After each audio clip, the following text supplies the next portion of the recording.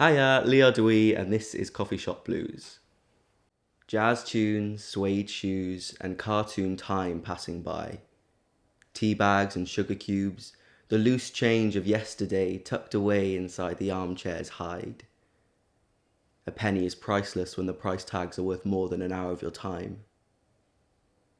A teapot between two and maybe a coffee brew as you stumble through small talk and catch up on the pleasantries. The sentimental smiles between storms.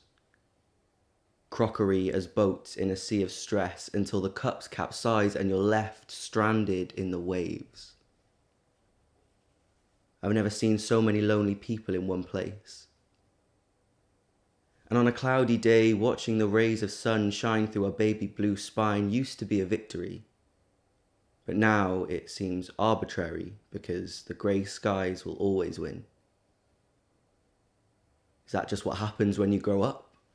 Or is the world getting worse somehow?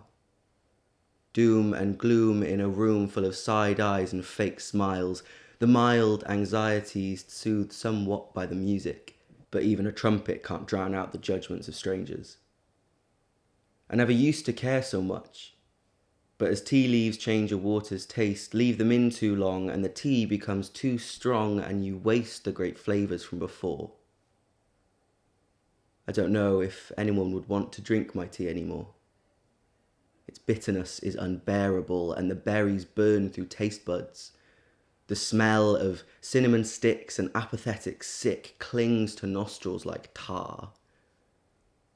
And I don't know about you, but the scars I hide inside are no longer keen on the lemon juice. And the truth we don't like to cast a light on is that all these strangers making their way through the question mark maze of the world also don't like certain notes of their own tea. Because people forget we're all steeped in something, we just learn to live in it.